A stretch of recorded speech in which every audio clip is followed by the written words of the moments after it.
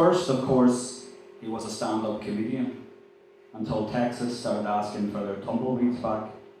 He packed it all in for a while, and re-emerged with a beard and a melancholic air.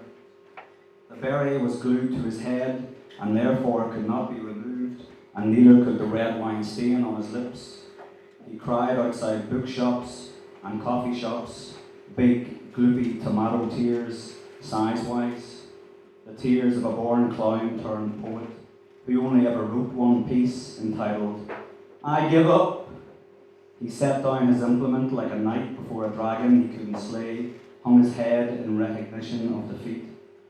After he died of dehydration and first-degree burns, I read his poem at the funeral on his behalf, and everybody laughed.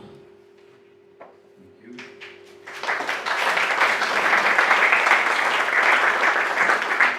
And another one just called Stages. Back then, you'd go through stages.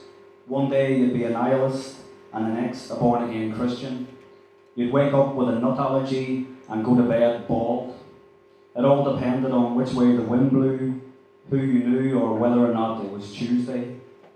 Back then, you'd go through stages, and you'd keep up the act until the director yelled, "Cut."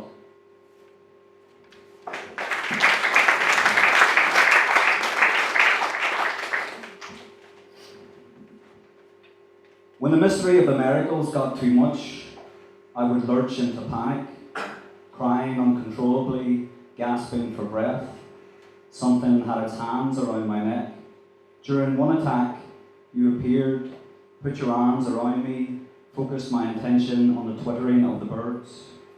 First, it was a solo, almost imperceptible whistle that grew to 100 larks outside the window, repeating, "You don't have to be afraid. You don't have to be afraid." As my panic seemed to fade, you inhaled what remained in one deep breath. I went quickly to the window to find nothing left except one mute songbird eyeballing me on the ledge.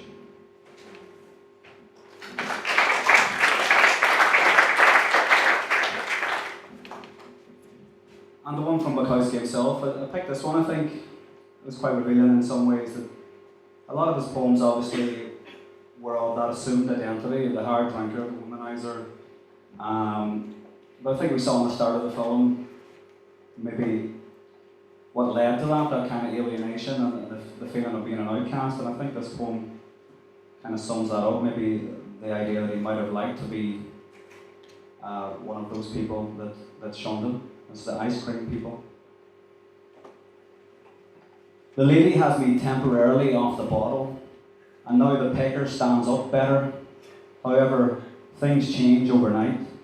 Instead of listening to Shostakovich and Mozart through a smeared haze of smoke, the nights change, new complexities. We drive to Baskin Robbins, 31 flavours, Rocky Road, bubblegum, apricot ice, strawberry, cheesecake, chocolate mint. We park outside and look at ice cream people, a very healthy and satisfied people, nary a potential suicide in sight. They probably even vote. And I tell her, "What if the boys saw me go in there? Suppose they find out I'm going in for a walnut peach sundae?" "Come on, chicken," she laughs. And we go in and stand with the ice cream people. None of them are cursing or threatening the clerks. There seem to be no hangovers or grievances. I am alarmed at the placid and calm wave that flows about. I feel like a leper in a beauty contest. We finally get our sundaes and sit in the car and eat them. I must admit, they are quite good. A curious new world. And all my friends tell me I am looking better. "You're looking good, man. We thought you were going to die there for a while."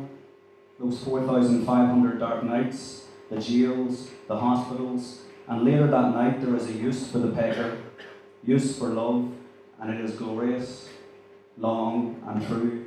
And afterwards we speak of easy things, our heads by the open window with the moonlight looking through.